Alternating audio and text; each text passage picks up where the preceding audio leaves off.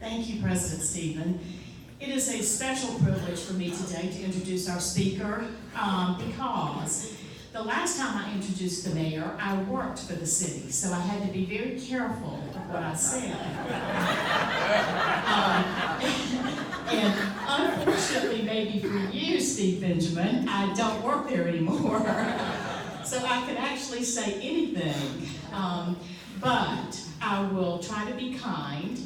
And of course, I couldn't be anything else when it comes to our mayor. We're so fortunate to have Steve Benjamin as our mayor. He is a fellow Rotarian. And before Steve was elected mayor, all of us knew him because he was a member of this club. And I know we all thought he was a smart young man, yada, yada, yada, yada, yada. But I'm not so sure we knew the depth of that. So now we are so privileged to have him as mayor. He jumped straight into this mayor thing when he came in, and now he has advanced in the U.S. Conference of Mayors to president.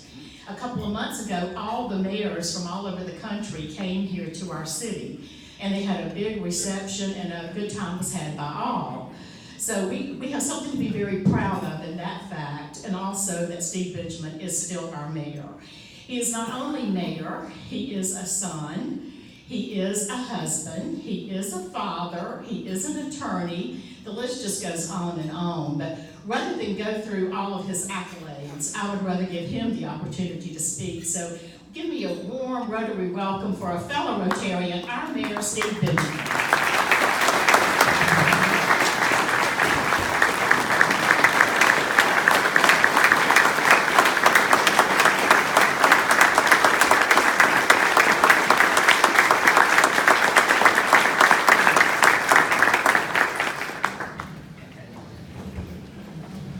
Thank you, Amy, for that kind introduction. Just coming in, everyone kept saying, how are you guys getting by without Libby working at the city? She's worked there so long. I said, Libby's never worked at the city. That joke is stolen. It's amazing. I'll give you credit for it the first 3 times I use it, and then it's completely co-opted. I honestly do not know how City Council does what it does. Libby is at the other end of that spectrum. She was the indispensable cog in the wheel of how we got things done at City Council. And she is missed dearly. Miss dearly. We love you. We love you. So thank you so much. Milton, happy birthday. It was a couple days ago. Just not too far behind you, brother. And Mr. Smithwick, I'm gonna touch the hem of your garment as I walk out and just try to see if I can get 92 years of rub off on me a little bit. What an incredible blessing. Appreciate, of course, everyone paying homage to the legacy of President Bush and his service to this country over the various phases of his long and meaningful life. I have to say, if you'll give me just a brief moment of personal privilege, and I'm going to stay on schedule, President Stephen. Every time I think about Bush 41, President Bush, I think of the smell of Brut cologne. How many of you remember Brut cologne? Don't act like you don't remember Brut. Brut, Old Spice, English Leather, you pick your poison, it was one of them. But I remember the smell of Brut cologne. My daddy would wear Brut. You guys remember the green plastic bottle with splashing on when he and my mom were going out for a night on the town, and I always wanted to smell like my daddy, so when he wasn't around, and I wanted to impress some high school girls, I throw in some don't tell me like that. I throw in some Brut cologne, and I remember being a college student, and it was announced that President Bush would be addressing the commencement at the University of South Carolina. I had the pleasure of learning in 1990 of being student body president at the university. And of course, some of you have seen the pictures. I've been at commencement or formal ceremonies at the university. Derek, you have to carry the mace. The president's student body carries the mace in the formal ceremonies and places and understand. It signals the official beginning of the program. I was student body president. I was so excited. Like many of you as students, I would oversleep a time or two, and I was worried, completely worried that I would oversleep the commencement ceremony when the President of the United States was coming to Columbia, South Carolina. I was not going to let that happen. I was actually the resident advisor for Cush and some other students at that time in Bates House, and I remember it all too well. I said, the only way I'm not going to oversleep is if I don't go to sleep at all. decided to stay up all night long. All night long, and as soon as the sun rose, I got up and took me a shower and splashed on some of my daddy's brew cologne. And I headed off to the Coliseum, to the Elephant Room, and had a chance, along with some of the leadership of the university, to have a chance to greet the President of the United States. And the picture, even with the really bad box haircut hairstyle that we wore back then, is one that sits up in our home to this day. Walked in and I shook the President's hand, and the procession began, and we went into the arena, got seated for the program, and as soon as I sat down, I fell asleep. Lisa, remember George Terry, our dear friend George Terry, the Dean of the Library, spent the entire ceremony elbowing me, saying, "Steve, wake up." But that was a wonderful opportunity as a young man. Don't stay up all night long. I learned that early on, the importance of sleep. I'm going to touch briefly on Libby was kind enough to recognize the leadership role that we have, that I have, and the city has taken at the U.S. Conference of Mayors. It has been a pleasure to serve as the president of this organization, and has since 1932 served as the voice of America's cities and metropolitan areas. In 1932, of course, our country was in some deep and dark economic times. The 7 mayors met actually in Detroit for the very first time. Went to Washington because the cities were wanting for food, wanting for jobs, wanting for leadership that understood their value. They did not find that leadership in Washington, D.C. They found it at City Hall. And this organization was organized. I have the pleasure of being the second president from South Carolina. Major Riley served as president of the organization just over 30 years ago as he led Charleston. Today we find ourselves representing 1,400 cities across the country with populations of 30,000 and larger. We get around the country actively advocating for a nonpartisan or bipartisan agenda focused on the 3 I's. And I'm going to touch on all 3 of them because they've informed our work here in the city, and because I will be followed by a Republican president of the organization, we maintain bipartisan leadership at all times. We've adopted a 2-year strategy, an agenda that we're working on together, focused on infrastructure, on innovation, and on inclusion. And I'll touch on all 3 of those. And I'm not sure how much time we have left, Steve, but if there's an opportunity for questions, be happy to entertain some questions about those things at the 20,000-foot level, or obviously how they apply here in Columbia, South Carolina. Right now, cities and metro economies drive America's growth. 85%, 85.5% of all citizens live in cities and metro areas. 89% of all jobs are in cities and metro areas. 92.2% of America's larger than $21 trillion GDP is created in cities and metro areas. I mean, so we are driving the American economy. In some cities, you think about the largest force in the U.S., New York City. New York City's GDP of $1.3 trillion is actually larger than the gross domestic product of the entire country of Russia. This will give you some perspective. And other cities cascade down from that. These are outstanding numbers that illustrate the importance of America's cities and our nation's future. As we've watched over the past year, the growth in our GDP, $337 billion, 95.9% of all that, again, in cities and metropolitan areas. In order for America to be strong, cities have to be strong and healthy. Our focus on infrastructure is clear, probably to all of you here. If we don't have strong infrastructure, roads, water, sewer, bridges, then we are not a developed nation. If we can't ensure that our citizens have those very basic needs met, then indeed we've taken a significant step back. The American Society of Civil Engineers indicates that across our country there's a $4 trillion deficit in infrastructure spending. The vast majority of what is being spent today is actually spent by local governments and state governments, 80% of it.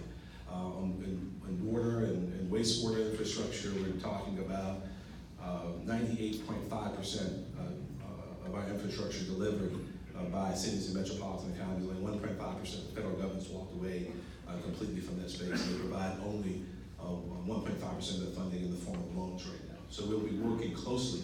This will be probably the only year, the only opportunity where we're hearing strong rumblings from a Democratic House and President Trump's White House, both eagerly interested in the real infrastructure package that might allow us to work together on building American infrastructure. We can't get it done in 2019. I guarantee it's not going to happen in 2020. Okay, election year politics will trump folks working together. Infrastructure needs, obviously, the importance of, again, can't be understated or overstated. Every $1 billion we spend in infrastructure creates 15,000 construction jobs across our country.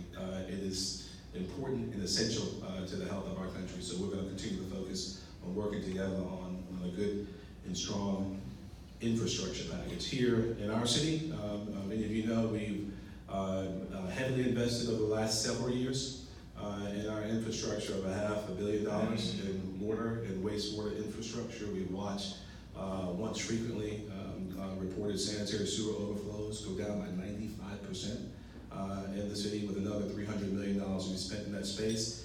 We passed, as a city council, unanimously the $93 million stormwater bond issue that will attack the top 20 flooding locations in our city to abate flooding in each of those spaces. And we're excited about what that means for the future of the city, not just in terms of our resiliency, but also just in general sustainability of our families and our businesses. We recognize that, again, if American cities are not healthy, not just in infrastructure, but just generally, then we will not be doing the jobs that you need. Many of you know that here in Columbia, we serve as, I believe, as a perfect microcosm of society. We have citizens from every one of the 194 sovereign nations in the world here. We speak 90 different languages. We are different faiths. We, of course, have the only Carnegie I research university in the state, in Columbia, South Carolina. There's another school in upstate, not Carnegie I research, but whole other issue. I'm still smart enough with football this year, so I apologize. And obviously, according to U.S. News and World Report, the #1 international business program in the country. Once again, we have the Army's largest training base in the world. Victory starts here in Columbia, South Carolina. We couldn't be more proud about that. We have a strong public sector influence that has allowed us in very difficult economic times to not bust, but also sometimes when the economy is strong, to not boom as well. The DNA of our city is so significantly publicly funded that we need to continue to work together to build a good, strong private sector base that builds on top of our wonderful public foundation. That's been our job, to work to build private sector investment by creating an environment where capital feels welcome, treated well, and launch and grow. That first starts with creating an environment at the city that allows us to have a sustainable financial situation. We've had budget surpluses in 6 of the last 8 years at the City of Columbia. Our city tax millage over the last 10 years has gone from 106.1 mils to 98.1 mils. So some of you who I know are financial whizzes, and some of you might just be pack rats. If you hold on to your tax bills, go back and look at them. The taxes have not gone up in the city in a decade, and nor will they, as long as we can keep the ship in the road. We've rebuilt our reserves to pre-recession numbers. We've cut our long-term non-pension related liabilities by over $100 million. We've gotten the Government Finance Officers Association Award of Excellence in Financial Reporting for 5 years in a row. Our police funding is at record levels. And obviously we continue to fund the arts. I know some of you are wondering who to start calling out that Libby's no longer there, but it seems like I've become the default person to get the phone calls from Libby. You can still call Libby if you want. She still has all the answers. But we watch our GDP grow here in the Midlands from $31 billion to $38 billion over the last 7 years. And we'll continue to invest to make sure our city grows healthy. And one last comment on the infrastructure. It's important because it is easily, as I get across the country, the most bipartisan issue you can find people willing to not only believe in, but to vote for and invest in.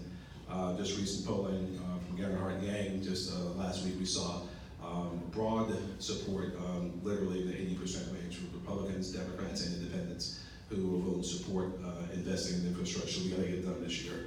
So as you have the ear of some of our federal officials, encourage them to step up and support a robust federal national infrastructure plan. Innovation is our second eye. The world is changing so rapidly around us every single day. We're seeing technology influence our world very dramatically. A place like South Carolina that has such a significant advanced manufacturing footprint will see significant disruptive changes over the next several years. The advent of artificial intelligence and automation and advanced machine learning, what that means for the future of work is something that we've been intentionally paying a great deal of attention to. What fifth generation wireless will mean to our communities as we look to create ubiquitous broadband and invite automated vehicles that don't require driverless vehicles to our community. The world's changing very rapidly, and we've been working closely with our colleague cities around the country. This week we're actually launching a Leadership Institute of Smart Cities to try and figure out how we can use data and effectively to try and make sure we improve our customer experience, make sure we create innovative cities that take the advantages of all these incredibly smart people that we have living in them and turn us into cities of the future. Innovation is indeed changing the world in which we live. McKinsey had a study recently that showed that cities that use data very effectively can see 30 to 40% less crime, up to 15% lower chronic disease burdens, increased productivity by saving 15 to 30 minutes off of a daily commute, how we can conserve 25 to 80 liters of water per person per day, and also have faster emergency response times, 20% to 35% faster, which of course helps us save lives. As you think about the future of work and what that will mean for our communities that hope and seek to be vibrant well into the future, we need to start training our young people to be chefs and not be cooks, to be adjustable. 65% of the young people who are in kindergarten today will be working in jobs that don't exist now. If you look at Eastman Kodak, in 1962, Eastman Kodak employed 75,000 people. At the very same revenue scale in 2013, Facebook only employed 6,300 people. The world is changing rapidly. How do we prepare for the future of work with the advent of innovation and technology and the incredible work that's happening around data and data analytics? We have to make sure we're working together to not just teach our kids coding, but also teach them to be innovative, and also, quite frankly, to realize that demography is destiny, that we can't only focus on millennials, that we indeed have to focus on what I like to call, especially just having a birthday 2 days ago, Milton, perennials, those that give and keep on giving. If in fact we were to carve out those who are 50 and older, you will find that folks who are entrepreneurs start more businesses than millennials, and also represent a $7.6 trillion marketplace. If you took that as GDP, the 50 and over market in the United States would be larger than any other country in the world, save the US and China. So we have to work to build age-friendly cities, livable cities, that also try to attract the best and brightest of every age demographic. That's a smart and innovative city. And lastly, a focus on inclusion.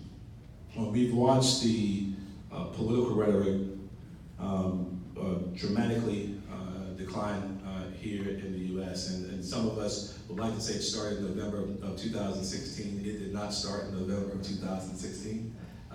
It's a wake-up call. The rhetoric downhill before that.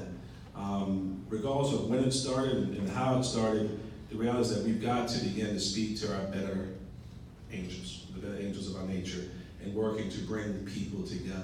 We've seen harsh talk turn into harsh action, and seen some of the most challenging crimes happen across our country over the last several years that are not only reprehensible, but attack, I believe, the soul of this great country. We are indeed the greatest democratic nation in the history of the world, and we need to make sure that we work every single day to bring people together.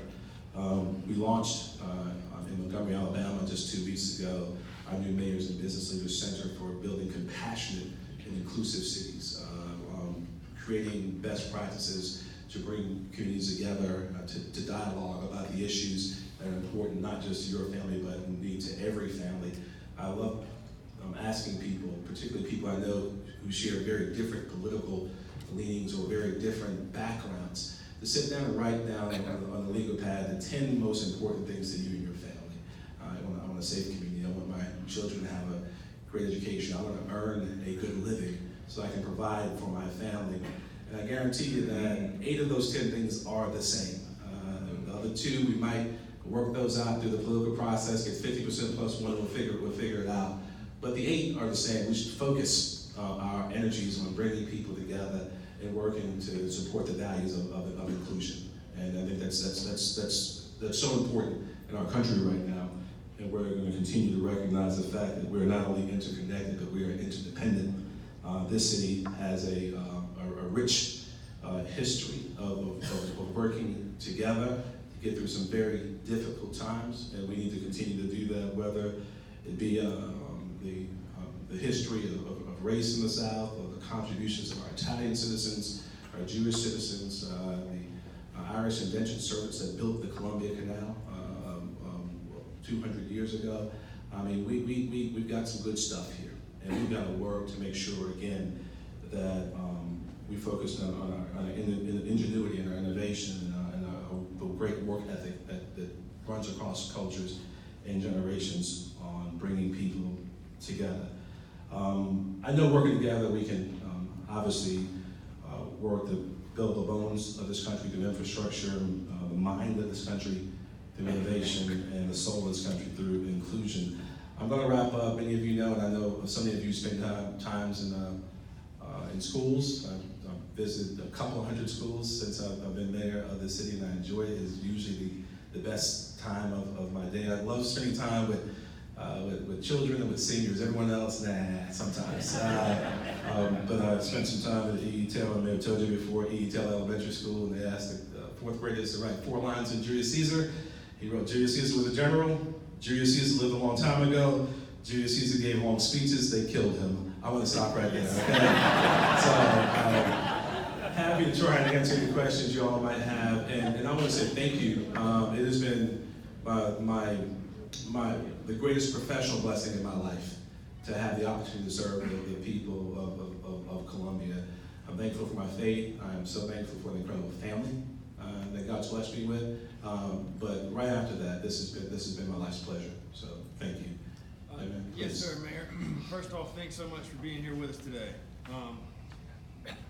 Is there any discussion amongst you and the members of council about doing anything to comply with the Paris Climate Accords? I've heard that in spite of the fact that the United States government is not going to do that, a lot of states and municipal governments are.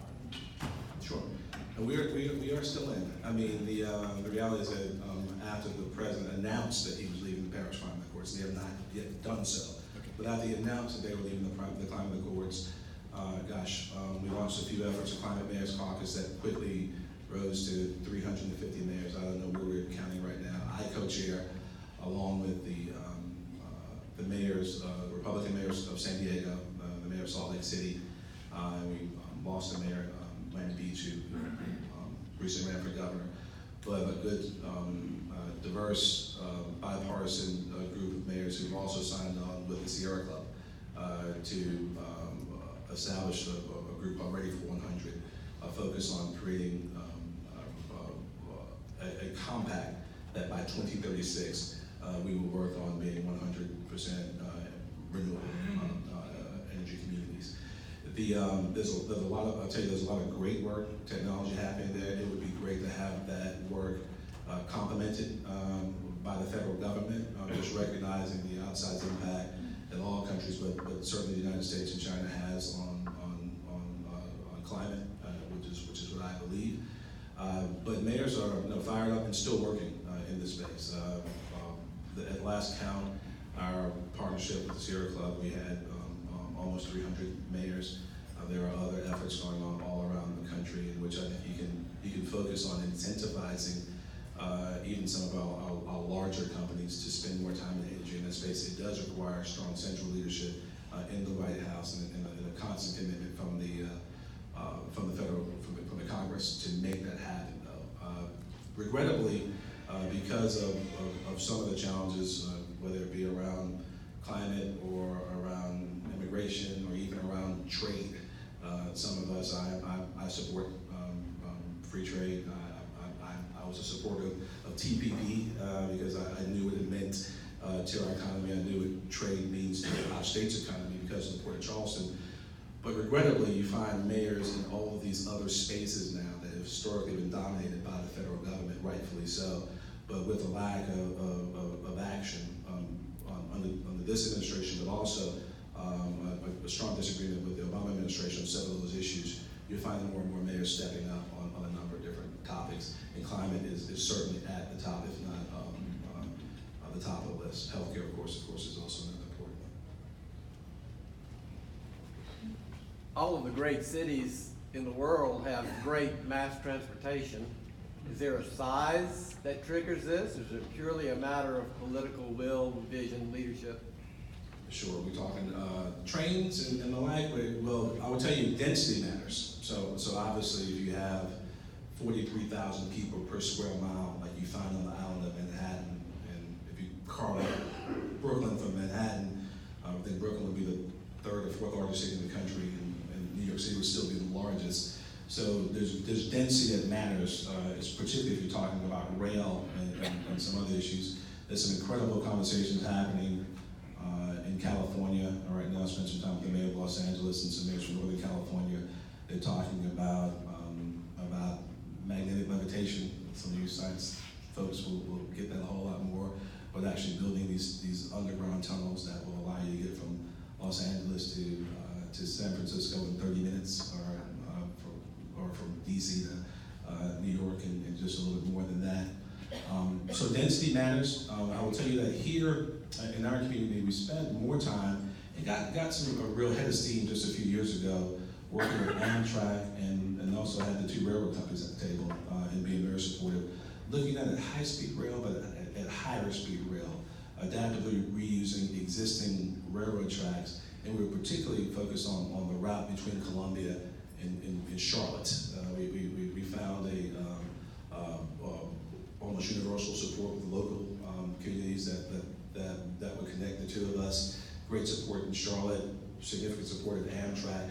At that time, we could not find the state support that would allow us to even participate in that. Are we out of time? We got it. Okay. Okay. Oh, super. So that being said, our focus needs to be here locally on creating as many thoughtfully, properly regulated, multimodal opportunities for people to get around. The world of transportation, you talk about innovation, has changed dramatically. I mean, what's happened to the regulated livery service and taxis because of Uber and ride sharing. Here, the Comet actually is turned things around a good bit, but we need to make sure we have a regional transportation system that serves the entire Midlands, that connects people, allows people to be able to go on their phone and their app and get from A to B in an easily discernible amount of time that helps support our economic development infrastructure here in the Midlands. It cannot suffer from spatial mismatch. You got to make sure that the routes are adaptable, so people, where people live, actually connect them to where people work. So I think the future of transportation here is still very much around making sure we have a good, strong, vibrant bus system, but also making sure that we continue to invest in infrastructure to allow cars. We're still an F-150 community, we know that. But also promoting active walking and biking. And obviously with the help of Blue Cross Blue Shield and some others, we launched our bike share program. But it's about mobility as opposed to maybe mass transit. All right, is that it? All right, yeah. All right, I'd be happy to take some questions from y'all afterwards. Thank you so much, all right?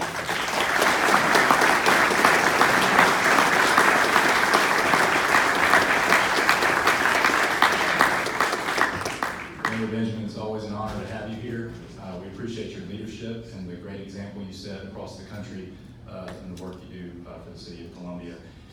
In honor of your presentation, we have a certificate here to give you, and it says, in honor of your presentation today, the Columbia Rotary Club hereby recognizes Mayor Steve Benjamin as an honorary member of the club and formerly an active member of the club. In appreciation for your time, a $100 contribution has been made to the Rotary International Foundation to support Rotary's fight to eradicate polio from the earth. Thank you for being a part of Rotary's Countdown to History.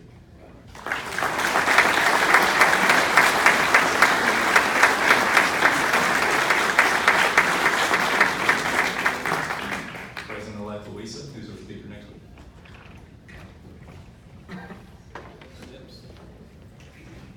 Next week, our speaker will be our very own Henry Clay, who is owner and co-publisher of the very successful Columbia Metropolitan Magazine. It's a family affair that you don't want to miss. Sounds great. All right, we will stand in closing song.